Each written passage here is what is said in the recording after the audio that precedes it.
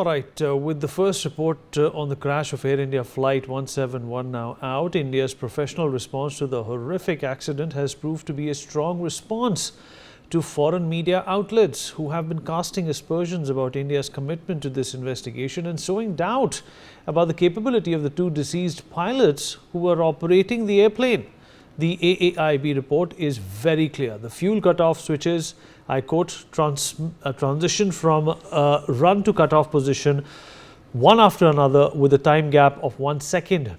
These are switches that require effort to change their status. To manually change the switches and their position, a pilot needs to pull these switches and remove the safeguard mechanism. How is it even possible to change both switches within a few seconds? And why would the co-pilot who was flying the plane deny the charge with what turned out to be his last words if he did do it manually? The report clearly debunks the efforts of these foreign media outlets who simply want to drive the agenda that Indian pilots and not Boeing is responsible for this tragic accident. We'll talk about this with our guest, but first up, let's also look at what is being said here by some of these foreign outlets. Of course, BBC, always trying to in fact defame India, trying to malign India's reputation, has said that Air India crash, pilot cut off fuel to engines, no fault with plane is what they have said. This has not even been proven. There was a follow-up statement which came from the co-pilot when he was asked, did you do something like this? He said, no, I have no idea what you're talking about. The Express, another Firangi outlet which continues to in fact spew venom against India. Air India plane crash report filed, but finding may never be made public. It has to be made public because, of course, if it's not made public, how will people get accountability on what needs to change here? Sky News, another favorite. Preliminary report into Air India crash submitted to authorities but may not be made public. The flight plummeted into a busy area, killing so-and-so. With incinerating everything around it. So this is obviously Firangi media trying to cast aspersions and coming up with validations which really don't hold true at this point in time. Reuters says that Air India crash report shows pilot confusion over engine switch movement. Which pilot is not going to be confused when he finds out that he's about to crash just seconds after taking off? This is, of course, inane reporting by some of these Western media outlets. The Daily Mail goes on to say confusion between pilots on Air India cockpit revealed by a preliminary report into crash that killed 241 people on board, with new details revealed about the fuel supplies being switched off. So obviously there is not much brawn being applied over here. This is obviously misconstrued and not understood. In the cockpit voice recording, one of the pilots is heard asking the other, why did he cut off? This was a normal question. If the plane starts to lose thrust, the other pilot responded that he did not do anything of that sort. In this case, Mr. Sabharwal was the one who was in fact manning all the equipment, and Mr. Kundar was flying the aircraft. Fuel cutoff switches transitioned from run to cutoff position one after another with time gap of 1 second. It is not possible to have this kind of a liberty when you've just taken off. The pilot, the co-pilot was flying and the PIC was the pilot who was monitoring. So, of course, Mr. Sabharwal, who was the experienced out of the two, did nothing of that sort. He was just making sure that all the controls are in their normal basic position and prepped up for takeoff. So the Western media once again maligning India's reputation. Not a word on Boeing so far by them. Not a word on the Dreamliner. Let's talk about this. Joining us on the program, Wing Commander Bharat Bhushan, former Indian Air Force officer with us. Mr. Sumit Peer, senior political commentator, is also joining us on the program. Group Captain Dr. V.N. Jha, former Indian Air Force officer and former Joint Director of DRDO, also joins us on the show. Mr. Sumit Peer is going to begin this conversation with me. Sumit, it's startling to see that even a preliminary report is being made to sound conclusive in this case, completely putting this on the pilot.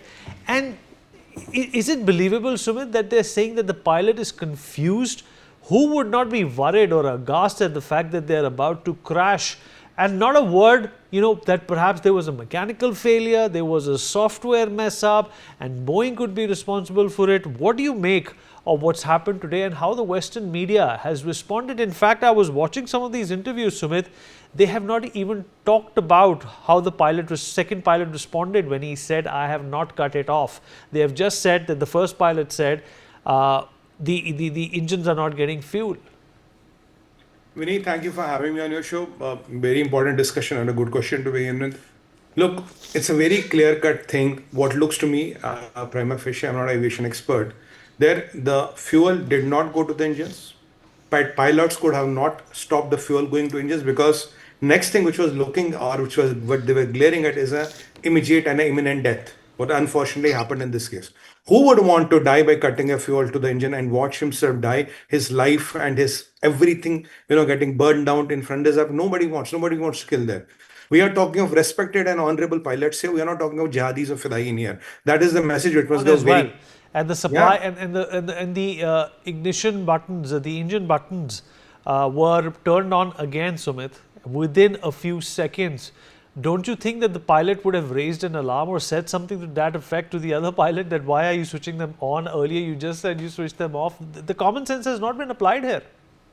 Correct, Vinny. The issue is that what looks to me that there are 5-6 aspects here.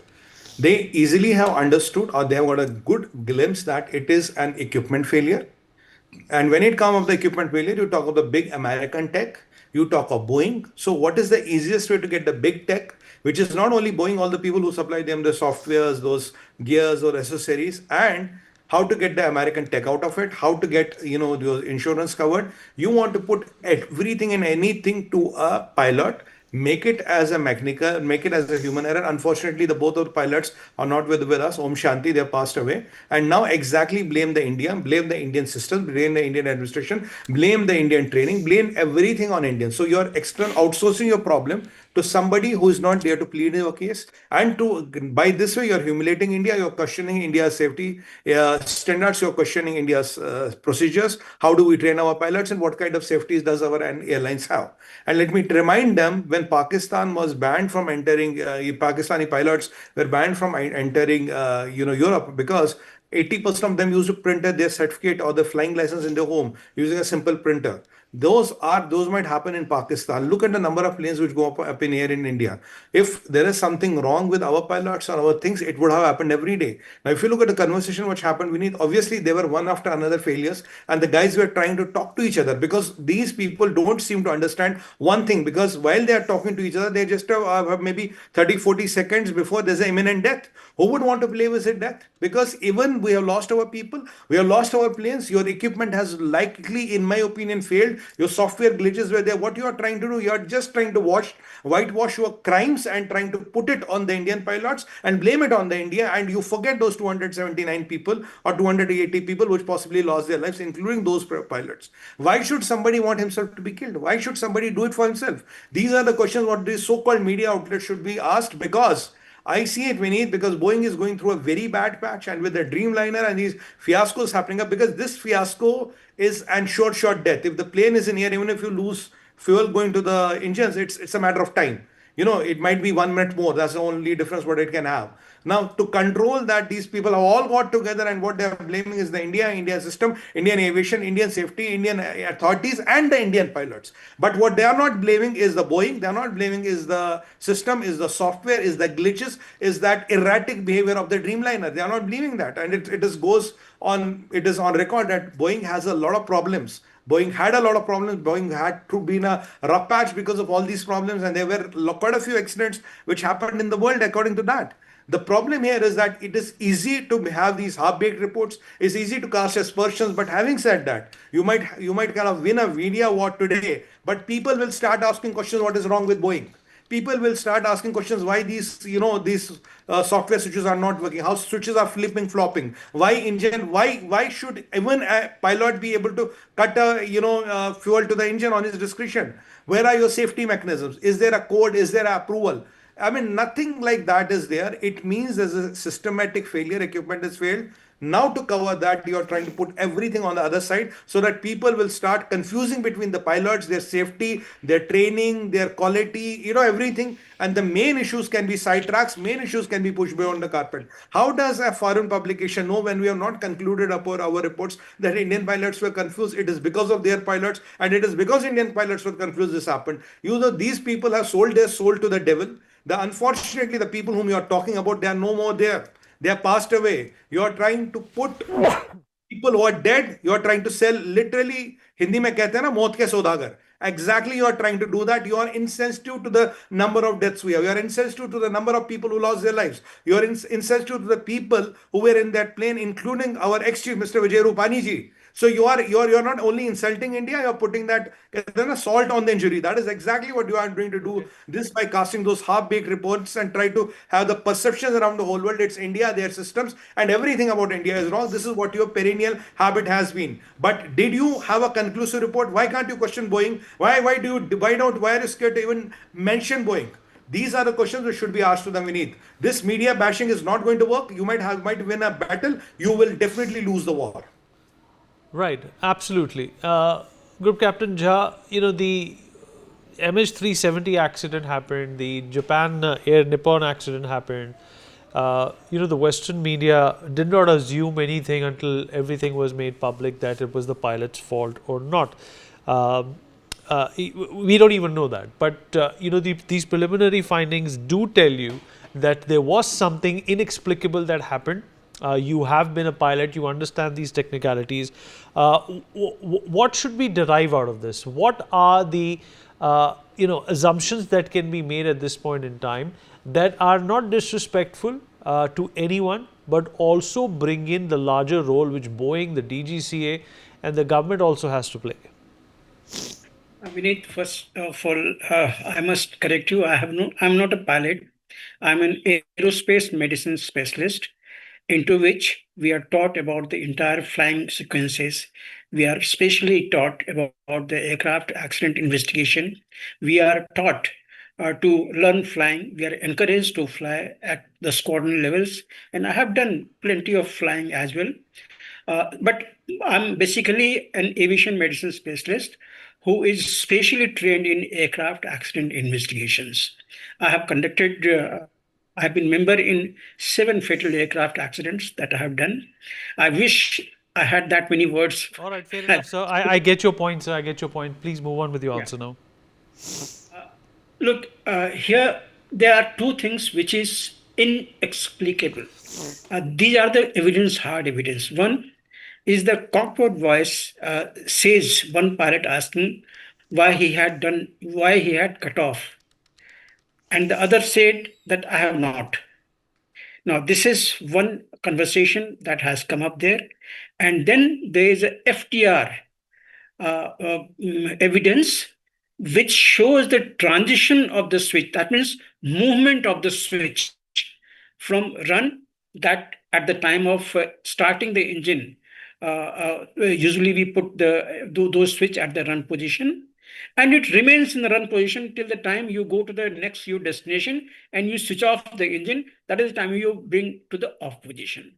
This is a deliberate action. There is a flap of safety on top of the switch.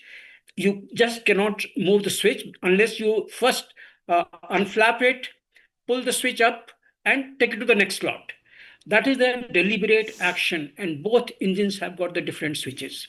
So FDR is showing that the switch have been moved. There is a transition of the switch from run to cutoff. Right, About 2 seconds after the unstick we call, the moment. Is that something that has to be done manually, or can that be a result of some error? I'm coming to that. Now, these have to be done manually. Electrical fault can happen. There could be electrical failure in which valves could switch off. Till the time next next power, standby power comes up there, it can switch off. But the switch cannot move there. And that not only one switch, there are 2 switches, which both of them have got the guard on top of it. And that guard doesn't allow the switch to change its position. And these switches have got the wire at the bottom of it, The moment it goes to the front slot, there is one wire which is giving the input to the FDR, and on the other position there is another wire which is going to give the input to the FDR. So FDR is showing here. Mind you, this is AAIB report, not a foreign agency report. AAIB, DGCA, they have gone into depth of it in presence of couple of highly experienced pilot on type, 787 pilots. They were also in the attendance. There was an aviation medicine specialist in the attendance. There was an aviation psychologist in the in attendance in this particular trial preliminary report. So all of them, they have witnessed that these are the hard facts before you. Now beyond that, I don't have to say much, because it seems that these are the deliberate action, and the pilot is asking why he had done so. When I'm flying the aircraft, my whole attention is in front of them, and that at the time of takeoff. I'll just pull the either the handle or the stick is there, take off, and my attention is there. But the peripheral vision, if I have seen another pilot doing something here, then I'll ask him why he has done that. And if I have not seen that, then I'll say that the valves have cut off, the fuel have cut off. Check what has gone wrong. That is the type of question that I will ask pose to the another pilot who is monitoring everything. So here I don't have So much what are you trying to say, sir? So this could have been deliberate. Is that what you're implying? That's what looks into brief, that it seems that it is a deliberate action. Both switches cannot be put to the off position. Okay, that's a huge thing that you have said. Let me see what Wing Commander Bharat Bhushan has to say about this. Wing Commander Bharat Bhushan, can something like this be done deliberately? This is Boeing and Air India we're talking about. Two companies and franchises which have been known, to have compromised safety records. Jai, just as Dr. Sumit had said, that looks like number one, that they are a motivated kind of report that are coming out, because Boeing has a lot to lose in this, both way of future sales, reputation, which already is in shambles, because there have been two whistleblowers who have said that earlier that Boeing has been doing a little bit of slipshod work on deliveries, particularly to the non-American buyers. Now, it's difficult to believe that a pilot would deliberately put off the switch and endanger himself, his own life. So I have, really speaking, it looks like a motivated report out from this. How it happened is a question. Sometimes there can be technically a issue which has not been brought out earlier, or something that has escaped attention of so many engineers and investigators. But there is a report somewhere I read, there was an advisory on the fuel switch. But it was not a mandatory requirement, but there was an advisory to check that. So probably when you go down to the record and see, there's something must have happened which has prompted Boeing to give this advisory to check the fuel system and the fuel switch. So I really think even today, it is a little speculative exactly how that would have happened. Maybe a little more investigation will reveal whether there was a design defect or there is something else that has happened. But difficult to imagine that, just like the West would always like to blame particularly India and the non-Western countries of their capabilities.